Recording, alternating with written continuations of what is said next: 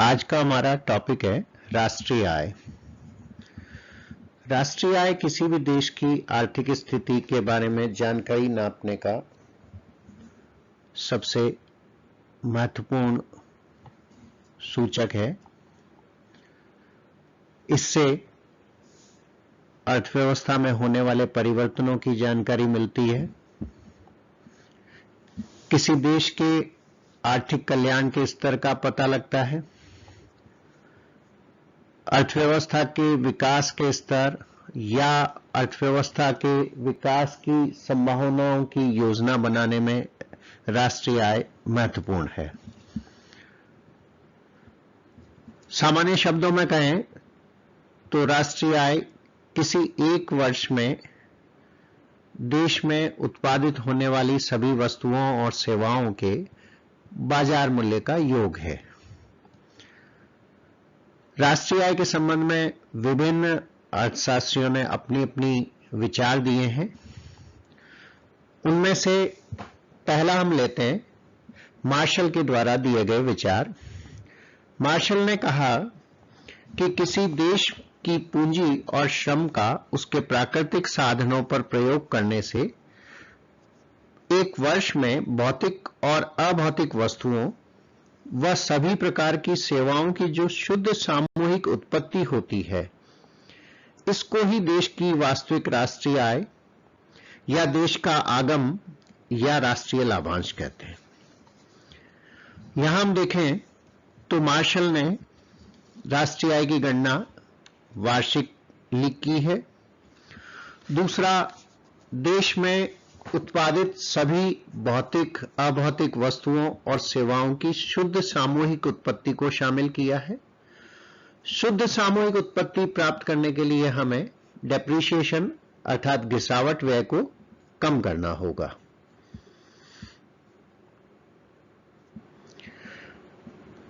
Martial की इस परिभाषा में देखें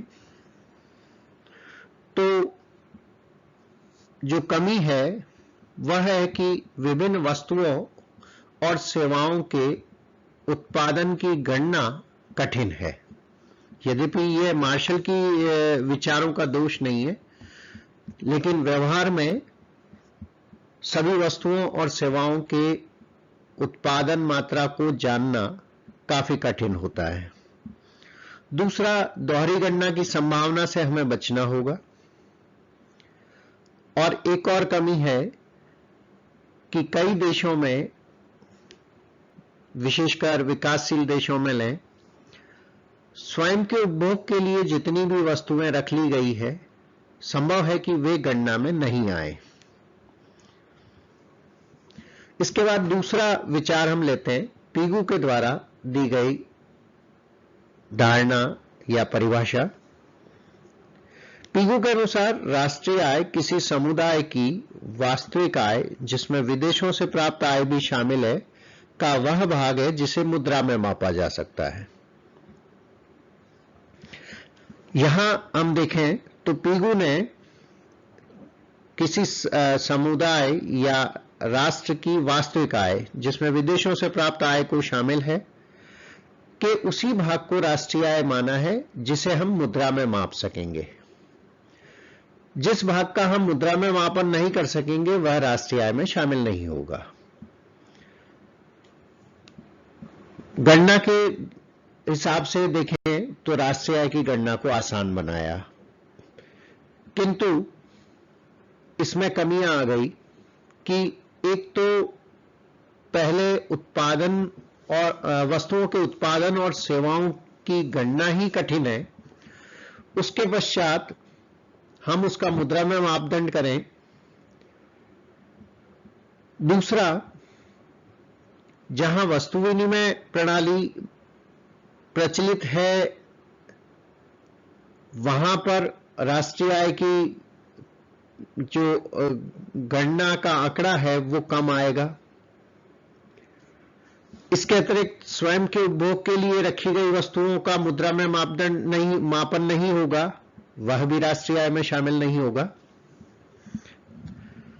मार्शल और पीगू दोनों के विचार देखें तो दोनों उत्पादन की गणना की बात करते हैं और अधिक उत्पादन का अर्थ अधिक राष्ट्रीय आय है। इसके बाद एक तीसरे विचार को हम लेते हैं, इरविंग फिशर, जिन्होंने उपभोग को महत्ता दी। फिशर के अनुसार राष्ट्रीय लाभांश या राष्ट्रीय आय में केवल वे वस्तुएं और सेवाएं आती हैं जो अंतिम रूप में उपभोक्ताओं को उपभोग के लिए प्राप्त होती है, चाहे वे भौतिक वातावरण से प्राप्त हुई हो अथवा मानवीय वातावरण से। दूसरे शब्दों में कहें तो वास्तविक राष्ट्रीय आय में उत्पादन का वही भाग शामिल होगा जो उस वर्ष विशेष में उपभोग किया जाता है। फिशर का यह विचार तार्किक है क्योंकि उत्पादन उपभोग के लिए ही किया जाता है, इसलिए जितना उपभोग ज्यादा होगा उतना ही कल्याण ज्यादा होगा, मानव कल्याण अधिक होगा तो जीवन हम उसको उच्च स्तर मानेंगे। फिशर ने अधिक उत्पादन को नहीं महत्ता देकर अधिक उपभोग को महत्ता दी है। लेकिन फिशर के अनुसार राष्ट्रीय आय की गणना में कुछ कठिनाइयां होती हैं। एक तो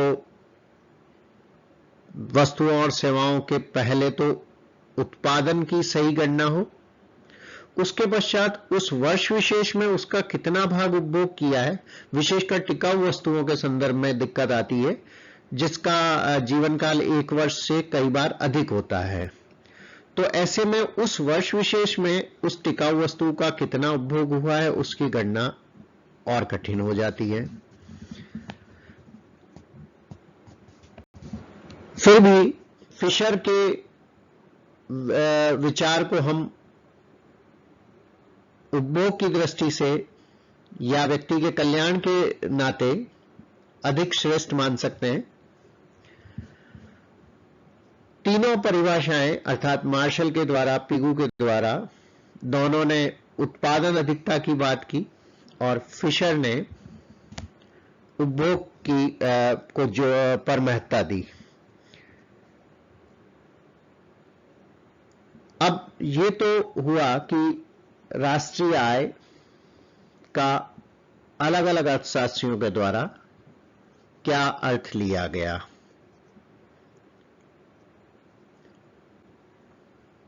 इसके बाद हम